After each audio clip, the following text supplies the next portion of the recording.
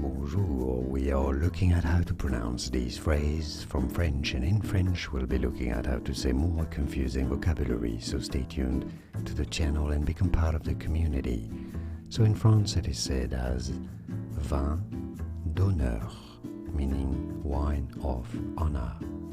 Vin d'honneur, so in English you can say it as vin d'honneur. Vin d'honneur, it's wine, or you give wine to your hosts to celebrate something, and it's generally used for weddings, very common in France for weddings. It's also one of the two official receptions hosted by the President of the Philippines as Malacanang Palace on New Year's Day and Independence Day. Vin d'honneur, vin d'honneur. And now you know, like this video if you found it useful, it helps me immensely. Thanks for your support. More videos for you here to learn more correct pronunciations. Thanks for watching.